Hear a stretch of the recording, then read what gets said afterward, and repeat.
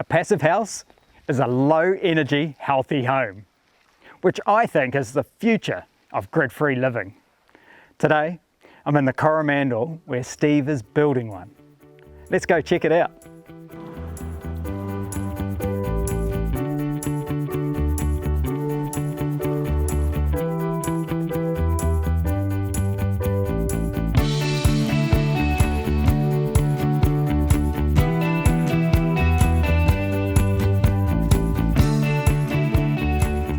G'day Steve. Hey Craig. What a great spot you got here. Thanks. Would you like a look around? Yeah, love it. Our off-grid journey has been, it's been challenging, but I think it's been rewarding for us individually and as a family. My name's Steve Hughes. I live here just north of Tairua on the Coromandel Peninsula with my wife Amy, our daughter Ruby, and our niece Stella. My wife's always had time on the Coromandel growing up, and one day she said to me, "Are we living our best life? Why don't we just sell up and move down here? Let's make the most of our time and give it a crack." So this is it, Craig. The studio. The studio, which also doubles as a bedroom and a full house for the family at the moment. The whole family stays in here. Me, my wife, the two girls, two dogs, and the chicken, who I think you saw earlier trying to follow us in here. Yeah, I saw that. And so this is the temporary dwelling where you build the passive house, is it? This is our temporary dwelling. We build the passive house, we all move in there, and this becomes our office. The main reason that we went for solar and off-grid here is the mains power is about 1.5 k's back down the road, and the cost to bring it here is just so prohibitive. What we love about our place here is the nature, how quiet it is, apart from the bird song. Really for us it's just the silence and being in the land, in the bush. Up here it's ours, it's our own little space, our own little sanctuary. It's a nice letting go of all that sort of prim and properness of having a nice tidy garden, arranged, organised, and then, you know, the perfectly mown lawn. It's nice to get away from that. I drove through Ponsonby the other week and through all the houses, and we used to have a place in Ponsonby, and it just felt so tight and packed on top of each other. It was almost claustrophobic.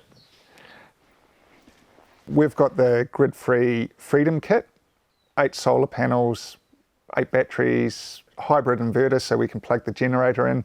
What it's done is given us a good background and understanding of basically how solar kits work, which has allowed us to really work through the planning of it for our main house and understand what's going into it as well. And it's also helped me as a passive house designer because there is renewable energy requirements in there and understanding the information that I need to provide into the calculator there as well. In our studio here, it's a pretty normal life. We just have to look at the timing of things, and for cooking we have our outdoor kitchen area, we have a gas oven with 2 burners as well. We've also got our barbecue.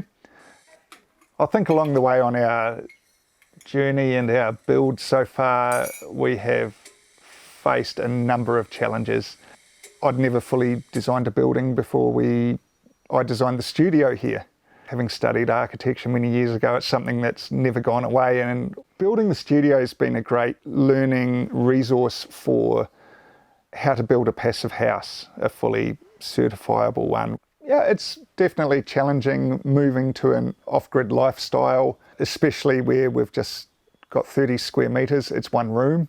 Winter's tough, outdoor bathroom, outdoor shower. This is our toilet facilities. We have the wonderful compostable toilet. And I noticed there's 2? There's 2. One for the wees, one for the poos. So that allows us to compost the waste. And of course an outdoor shower. An outdoor shower, yeah. We've got this great little gas boiler unit. I love an outdoor shower. I'm not sure my wife is quite as enthusiastic. It loses its appeal over winter, particularly when the wind's blowing straight in here and it blows the water away from you. Yep.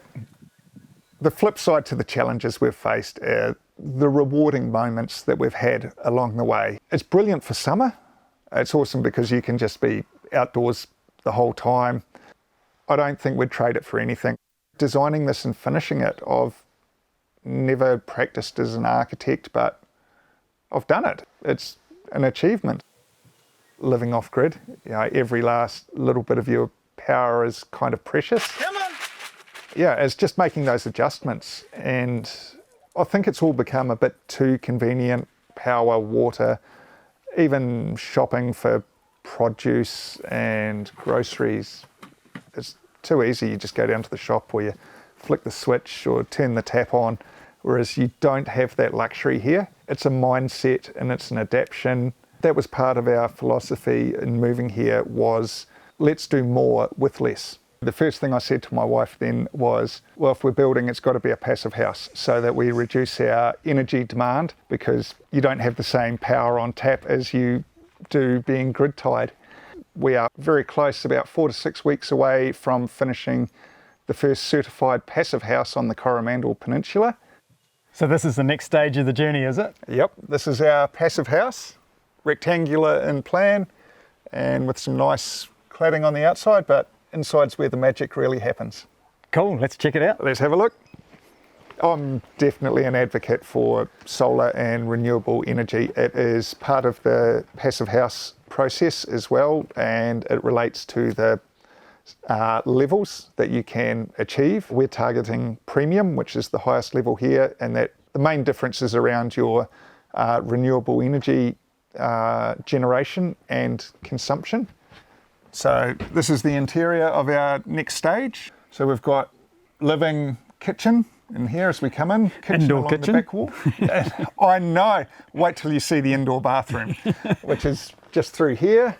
We're going to have a day bed just behind us here, and it frames the beautiful view out to Slipper Island. Yeah. Then we've got a main bedroom over there with a walk-in wardrobe off it. And on this side from the kitchen, we've got utilities and laundry. So what makes it a passive house? Well, there's 5 key principles to passive house and what you need to put into the model to achieve the passive house standard. The first is super insulation. Yep. So we've got 140mm thick walls insulated. We've got this service cavity here in which all our cables and pipes run in. But where we have penetrations through the thermal envelope, we have to seal them up like this. These special tapes. This is one of the outdoor lights. It has it on the inside, and it's also got one of those on the outside. Thermal bridge-free construction. So we reduce areas where heat can run away outside really easily. Like we've got no nogs, except for where we need them for bracing. High performance windows. So these are our triple glazed windows. It opens like a normal window. Yeah. Or if it's a bit windy from that direction, it opens like that as well. That's cool. It's very cool. And the main reason they're triple glazed is to keep the heat out. We have air tightness so that we don't get any air infiltration, wind blowing in like your drafty old villas. And because we have that, we need some ventilation. So we have a heat recovery ventilation system. This is our heat recovery ventilation unit. Yeah. This is where the fans are that draw fresh air in and send the air outside. Right. But what it does in between that stage is it crosses over and heats the cold air coming in with the warm air that it's sending out. And the efficiencies you can get on this are 90+%. We'd expect with sort of 7 degrees outside, it'll really easily heat the air to around 20 degrees. Gosh. Yeah, and that's just from that. And again, really low energy units as well, very little draw. So it's just running the whole time. And run that off the solar quite happily? Run that off the solar really easily.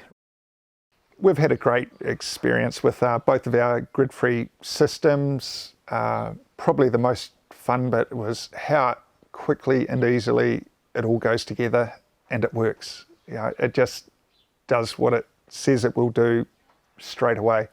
It was really simple, and I'd highly recommend it to anyone looking at a kit for their off-grid living. Living in a very isolated, beautiful place has really changed us. It's It's made us more grounded. We appreciate the immediate beauty that we have around us. We really like having our own space. The quiet is just amazing. Same with the night sky. These are things that you just don't get living in a city. One of the things that certainly I really have enjoyed about this and moving to the off-grid is it's taken me back to my childhood a lot. You know, the memories as a kid just running around with my sister, my cousins, and everyone just in the bush, out fishing, that sort of lifestyle. I think that's really come back home for me here. You know, I just love what the girls have here. It's amazing. And I think that's a big part of our whole journey as well, is we appreciate what we have, where we live. It's not just background noise or colour as we race about our lives. We're able to slow down, do our things and spend time together as a family.